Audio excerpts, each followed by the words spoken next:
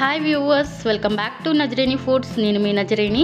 ఈరోజు నజరేని ఫుడ్లో special recipe సరికొత్త స్టైల్లో సరికొత్త రుచితో కొత్తిమీర చికెన్ మసాలాను ఎలా వండాలో చూపించబోతున్నాను. 7 ఇంగ్రీడియంట్స్తో ఈ రెసిపీని చేస్తున్నామండి. ఈ కొత్తిమీర చికెన్ రోటీ చపాతీల్లోకి అద్దిరిపోతుంది. ఈ రెసిపీని మనం తక్కువ ఆయిల్తో ఉల్లిపాయలు కానీ టమాటోలు కానీ కారం పసుపు కానీ ఇవేమీ వేయకుండా చాలా సింపుల్గా చేసుకోవచ్చు. కొత్తిమీర చికెన్ మంచి గ్రీన్ కలర్ గ్రేవీతో ఉంటుందండి. మరి ఆలస్యం చేయకుండా రెసిపీలోకి వెళ్ళిపోతామా? ముందుగా మిక్సీ జార్ తీసుకొని అందులో 2 ఇంచుల అల్లం వేసుకోవాలి. అలాగే 6 లేదా 8 వెల్లుల్లి రెబ్బలను వేసుకోవాలి.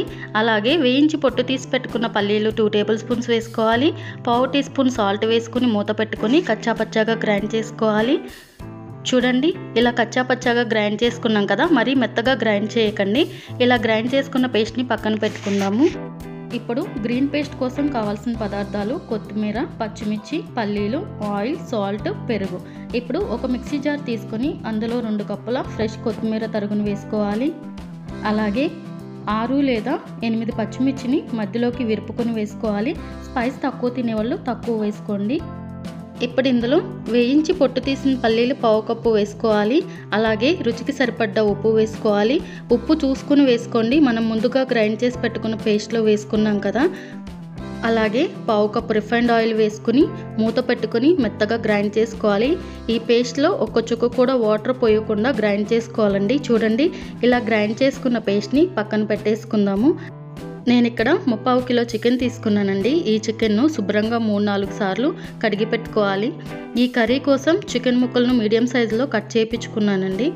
ఇప్పుడు ఇందులో మనం ముందుగా గ్రైండ్ చేసి పెట్టుకున్న అల్లం వెల్లుల్లి పల్లి పేస్ట్ని వేసి చికెన్ ముక్కలకు బాగా పట్టేలా కలుపుకోవాలి. చూడండి, పేస్ట్ని చికెన్ ముక్కలకు బాగా పట్టించిన తర్వాత ఇప్పుడు ఇందులో మనం ముందుగా గ్రైండ్ చేసి పెట్టుకున్న గ్రీన్ పేస్ట్ని కూడా వేసేసుకోవాలి. వేసుకున్న తర్వాత ముక్కలకు బాగా పట్టేలా కలుపుకోవాలి. ఈ గ్రీన్ పేస్ట్ అనేది చికెన్ ముక్కలకు బాగా పట్టాలండి, అంతవరకు కలుపుతూనే ఉండాలి.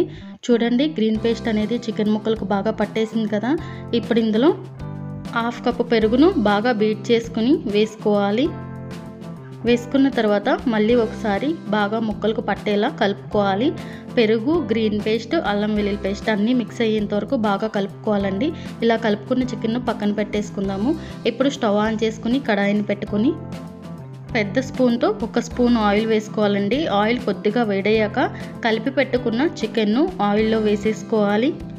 చికెన్ ఆయిల్లో వేసిన తర్వాత మంటను మీడియం ఫ్లేమ్లో పెట్టుకొని మూత పెట్టకుండా 10 లేదా 15 నిమిషాల పాటు ఉడికించుకోవాలండి. చికెన్లో ఉండే వాటర్ మొత్తం బయటకు వచ్చేంత వరకు ఉడికించుకోవాలి. చూడండి, చికెన్లో ఉండే వాటర్ మొత్తం బయటకు వచ్చినాయి కదా. ఇప్పుడు ఈ చికెన్లో వచ్చిన వాటర్ అన్నీ ఎగిరిపోయి ఆయిల్ అనేది సపరేట్ అయ్యేంత వరకు ఉడికించుకోవాలండి. ఆయిల్ సపరేట్ అయింది కదా, మధ్య మధ్యలో కలుపుతూనే ఉండాలి. అలా వదిలేయకండి, లేదంటే అడుగంటుతుంది. అడుగంటకుండా కలుపుతూనే ఉండాలి. ఇప్పుడు ఇందులో 1 కప్పు నీళ్లు పోసుకొని మళ్ళీ ఒకసారి బాగా కలుపుకోవాలి. ఇలా కలుపుకున్న తర్వాత ఇప్పుడు మూత పెట్టుకొని మంటను మీడియం టు లో ఫ్లేమ్లో పెట్టుకొని 5 నిమిషాల పాటు నిదానంగా ఉడికించుకోవాలి. 5 నిమిషాల తర్వాత మూత తీసి ఒకసారి కలుపుకోవాలి. ఇప్పుడు ఇందులో 1 స్పూన్ ఆయిల్ వేసుకోవాలండి. ఆయిల్ వేసిన తర్వాత ఒకసారి బాగా కలుపుకోవాలి. ఇలా కలుపుకున్న తర్వాత మూత పెట్టుకొని మంటను లో ఫ్లేమ్లో పెట్టి 2 లేదా 3 నిమిషాల పాటు ఉడికించుకోవాలి. 3 నిమిషాల తర్వాత మూత తీసి వావ్, చూడండి, చికెన్ కర్రీ అనేది మనకు రెడీ అయిపోయింది.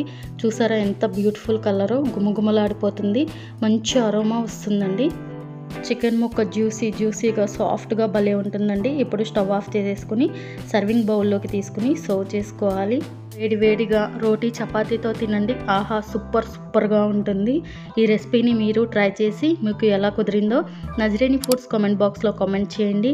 ఈ వీడియో మీకు నచ్చినట్లయితే కనుక లైక్ చేసి, షేర్ చేసి, కామెంట్ చేసి, సబ్స్క్రైబ్ చేయండి.